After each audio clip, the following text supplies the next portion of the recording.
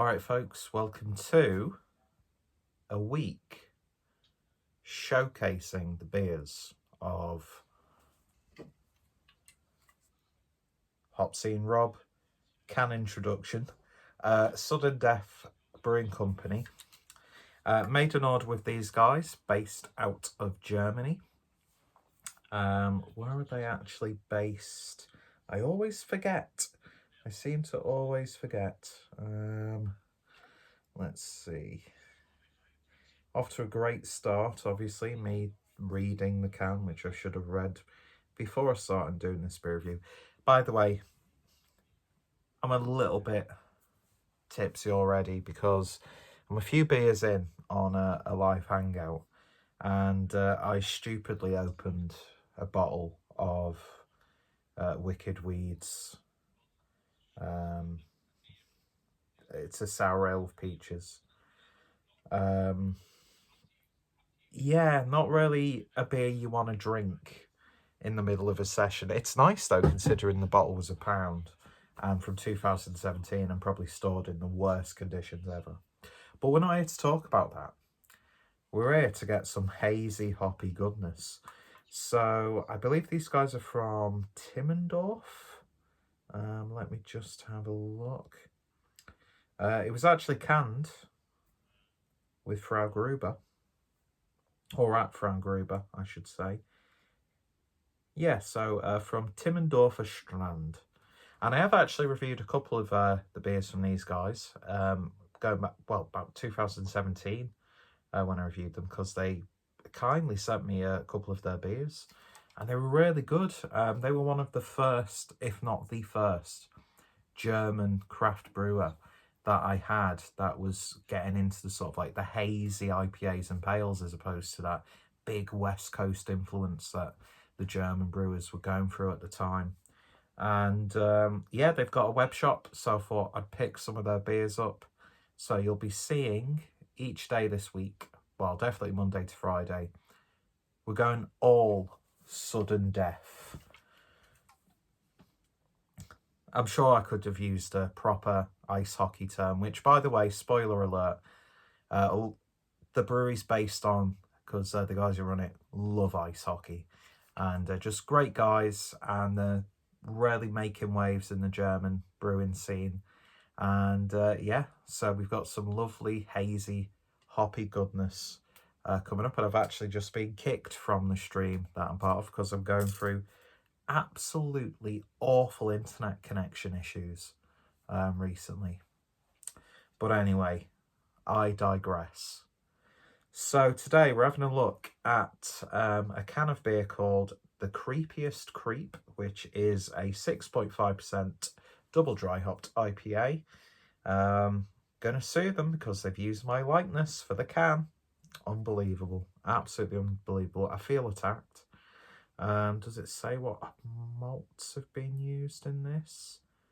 No, but it's got English ingredients on there. And this one is dedicated to the Dharmas, which I'm guessing could be one of the teams that one of the folks over at Sudden Death are a fan of. But yeah, cool looking artwork. And yeah, nice 440ml can.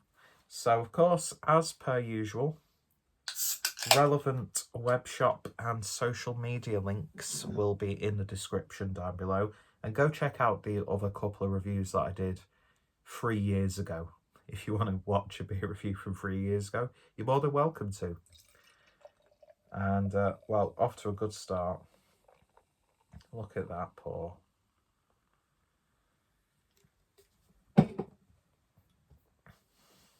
Lovely stuff indeed. We've really come accustomed to this sort of look of an IPA and pale ale in this day and age. I say that like I'm fucking 60 years old. But yeah, look at that. It's lovely and turbid. Got a real sort of like peachy look to it. One finger's worth of a nice white head. It's looking really good. So let's see what we get on the nose. Ooh. It's a soft sweetness. I'm getting a big hit of watermelon. Haribo sweets. Not the Star Mix, the Super Mix, the one in the red bag. Excuse me, the one in the red pack. Which I'm Star Mix through and through when it comes to Haribo. Although, not the British version of the Smurfs, but the Schlumpfies that you get from Germany, which are those firm sort of sweets. They can't be my favourite because they're not easily accessible, but come on, Star Mix. Especially the sweets that have got the gummy backs. But that being said, the red packet, I don't know, they've got more gummy sweets, and if Star Mix had the firm sort of Jelly Baby rip-offs, then, I mean, I'd love them even more. But, yeah, that I'm getting Haribo on the nose, effectively. Melon. Loads of blood orange in this. Clementine juice. It smells really, really appetizing. So let's give it a taste. Cheers, folks. Cheers. Said cheers twice. Awkward.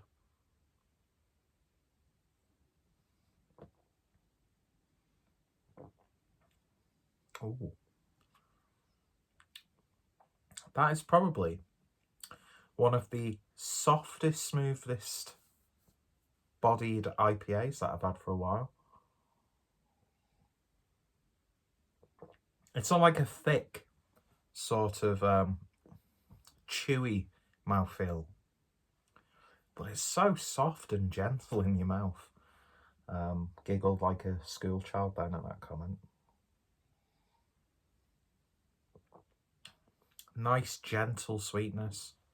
Lovely mix of like tropical and citrus flavours in there. Doesn't stray off into one direction or anything like that. Beautifully balanced.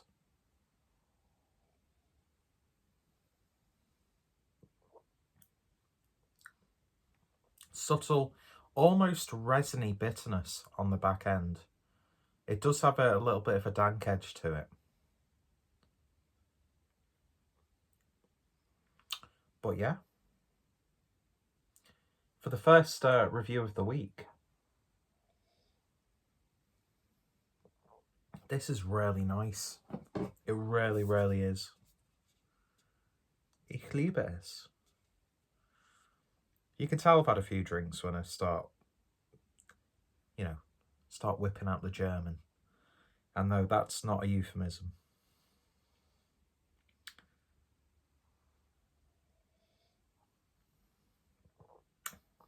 But that's nice. It's the soft gentleness of it, which just makes it a really nice drinking experience. As I said, very nice, gentle sweetness. And it's more veering on the flavour, I would say, now that I've taken a few sips, to that slight tropical side. I'm getting a little bit of mango coming through.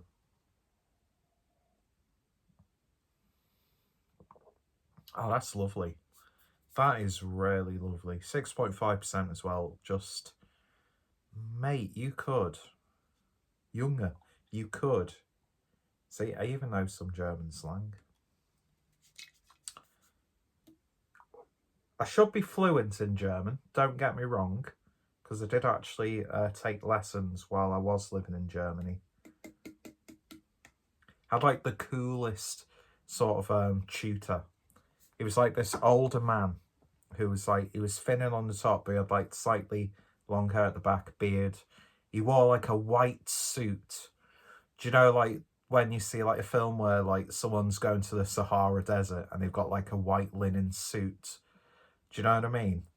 And it was just like, he was just cool. There was something cool about him. So I think instead of actually learning German, I was just trying to impress him, but I think he saw right through it. And that's making it sound like I was trying to like cue a romance, but I wasn't. I think he actually bought an office chair off me in the apartment that I was living in. And he was like, thank you, bye-bye. The way he said it was awesome. But yeah, he was a cool guy. Sort of reminded me of the guy of, what's it called? What's that song? I can't remember what the old man who's involved in it, but it was like a viral song like 2 or 3 years ago called Super Guile, which is an awesome song, by the way. And Serious Mo did a really good remix of it. Why am I telling you this? I don't know. I really don't know. What's happened to me? I'm really chatty for some reason. But he sort of reminded me of like a slimmer version of him. And I always had like the idea in my head that after he'd finished his sort of like midweek like German lessons for the the people who would move to Germany so they could get ingrained. I was just like, I could imagine him just like going back to one of many younger girlfriends' houses. He had that sort of vibe about him, but he pulled it off, and he was raking it in.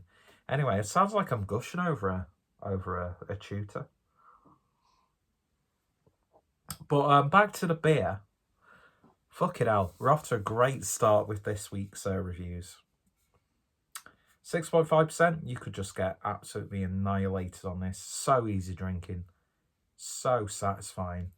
And yeah, off to a really, really good start. But I'm still annoyed that they stole my likeness for the can art. Unbelievable, absolutely unbelievable. So yeah, I'm very, very excited for the other beers that you go to see this week. Go check out Sudden Death Brewing. Link will be down below. I had really good service purchasing this. Got it within a week. Really nicely priced. Bought myself some nice merch. I love the logo. And yeah, awesome stuff. So in terms of a rating then, I'm going to give this a 9 out of 10. Lovely. It really, really is. What would give it a 10 out of 10 for me? Probably if the body was a little bit bulkier, potentially. But then that's the sort of entitled cretinous, overly subjective arsehole coming out there. Because, to be honest, there's really nothing wrong with this beer at all. It's absolutely lovely. And, yeah, highly recommended if you can get hold of it. Webshop down below. Go pick yourself up one of each can that they've got available. And just give them a try, because it's just lovely, lovely stuff. And I very much look forward to the other beers. Fantastic. So yeah, if you've tried this, then let me know your thoughts, opinions down below. And yeah, the German craft beer scene, just fantastic. I mean, you've got the people already out there who are like well established, like your Frau Grubers, your Forst Checks, the Barthaus sort of stuff that's happening as well. But